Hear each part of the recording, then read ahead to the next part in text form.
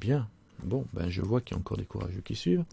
Allez, on va pousser le vis, hein. On va créer des matériaux un peu plus compliqués que ce qu'on a pour l'instant. Je vais le faire sur le plan, puisqu'il est relativement vide. Voilà. Et je vais faire une chose.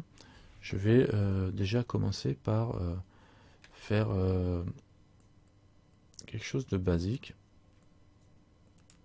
C'est-à-dire mélanger deux matériaux. Là, dans le plan, on n'avait qu'un diffuse.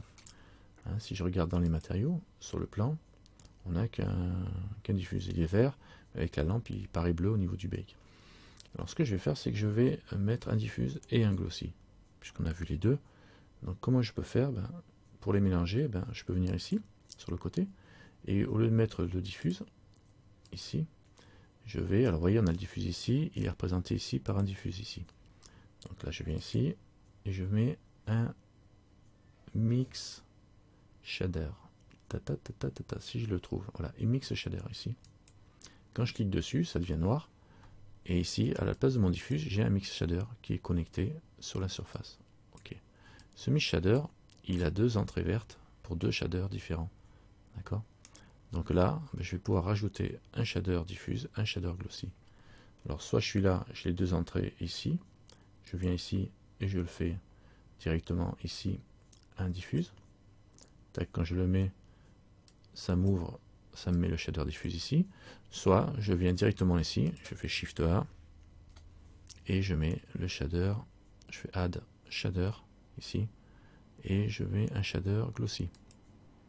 Et il est là. Tac. Et je vais relier, parce que là il ne relie à rien ce shader glossy. Je vais le relier directement au deuxième. Et là j'ai un mélange à 50%, il y a un facteur de 0,5. Donc à 50% entre un glossy et un diffuse. Le glossy il a un roughness à 0,2. Je vais carrément le mettre à 0 pour qu'on puisse voir tout de suite l'effet. Donc quand je regarde dans ce sens là, on voit l'effet du glossy puisqu'on voit la réflexion de la lampe qui est derrière. Si je me mettais là, je vois aussi, on voit la réflexion de l'assiette et de la sphère au-dessus. Et là, pour varier, je peux basculer plus en mode diffuse, du coup les réflexions se voient moins, mais il y en a quand même de la brillance légère. Je peux monter un tout petit peu, vous voyez, on a une légère brillance. Soit je monte plus de l'autre côté, et du coup j'augmente les caractéristiques de réflexion de ma surface par rapport au diffuse. Bon, l'intérêt, là, il n'est pas flagrant, mais si j'ai un diffuse avec une couleur différente, par exemple un vert, donc il me colorise la surface, alors que le glossy, lui, la brillance, les parties reflétées gardent leur couleur. Hein, elles sont pas altérées, elles sont par l'effet de brillance. Je pourrais faire l'inverse, mettre lui en blanc, c'est-à-dire laisser le diffuse blanc, donc ça n'intervient pas, ou mettre juste un peu de rouge, voilà, et donc ça se mélange avec l'ambiance générale, et sur la partie brillante, lui demander de faire de l'orange sur la réflexion. C'est-à-dire là c'est... Oui. Si je mets à fond, carrément, on va le voir. Voilà. La partie de réflexion, elle est carrément orange là. Donc du coup, lui il était bleu, bleu avec de l'orange, ça passe en vert. Hein. La lumière est bleue en haut, là, donc bleu avec l'orange, on fait du mélange de couleurs, carrément, ça fait un mix. Et là, je diffuse, la brillance est plus ou moins mélangée. Donc vous voyez, on peut commencer à jouer avec les couleurs de la partie diffuse, de la surface diffuse, et des caractéristiques du glossy. D'accord? Donc je peux changer ici. Et on voit aussi qu'on a un petit bouton ici, un rouge, un bouton de valeur gris, et un bouton de vecteur bleu. Voyez, le bleu c'est les vecteurs, comme les normales, les vecteurs quoi. Le gris c'est des valeurs, hein, c'est des valeurs simples, entières ou pas, entières ou décimales. Et le jaune souvent c'est des couleurs présentées sous forme de RVB, alpha, etc. Donc on voit c'est les boutons jaunes. Et la sortie en BSDF c'est le vert, c'est les entrées de shader sortie de matériaux, quoi. Bien, donc là déjà on a quelque chose de mélangé. Ok. Vous notez un mix shader et on utilise un diffuse shader et on mélange avec un glossy. D'accord. Ça c'est pour le mélange, c'est le truc de base. Et quand on bake ça, je vais choisir la texture sur laquelle j'ai baké, le bake assiette. D'accord. Pour lui, donc il faut bien penser à resélectionner la texture ici avant de baker.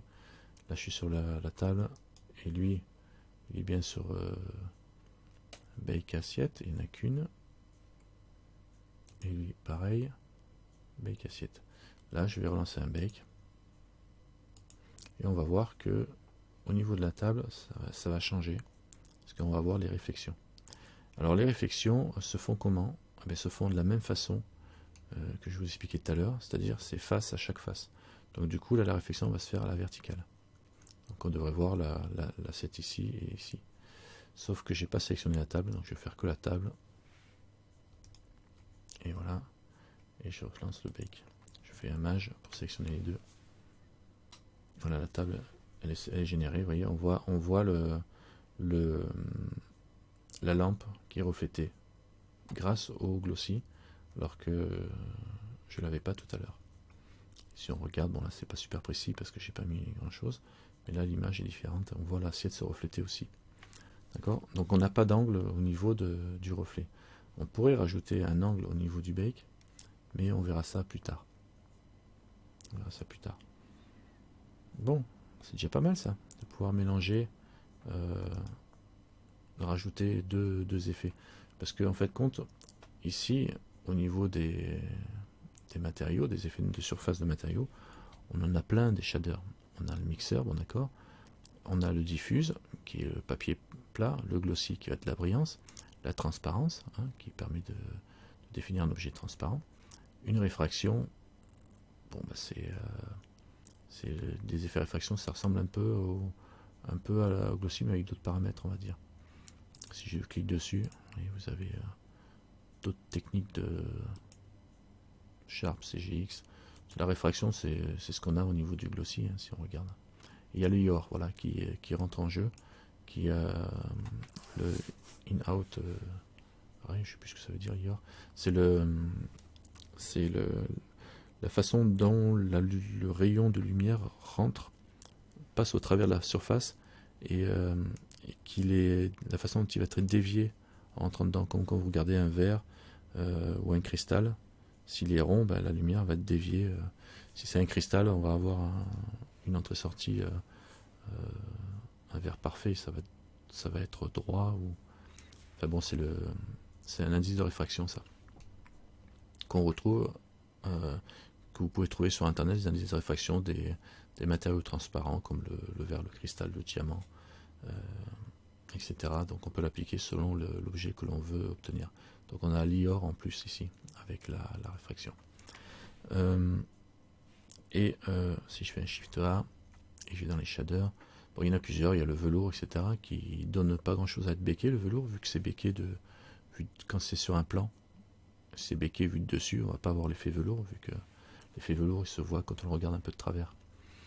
Donc l'effet dessin animé, les subsurfaces, ça c'est pour tout ce qui est peau, etc. La lumière rentre dedans, passe au travers d'une certaine couche et réfléchit ou amortit, on va dire. Les émissions, pour faire des lampes, les cheveux, bon, les ambiances occlusion, on peut aussi rajouter un nœud d'ambiance occlusion, ça peut travailler. Ça c'est pour cacher les zones. Les volumes absorption, donc ça c'est des volumes qui absorbent la lumière. Et le scatter, bah, c'est un peu autre chose, mais je sais pas ce que c'est le scatter. Je m'en suis pas servi. À vrai dire, il y a beaucoup de shaders dont on ne sert pas trop quand on veut l'appliquer pour faire du bake, parce que le bake va nous donner une texture plate, hein, qui ne bouge pas. Donc l'effet de brillance là, il est bien si dans notre scène on doit avoir une entrée de lumière qui est fixe par rapport à la scène où on va travailler.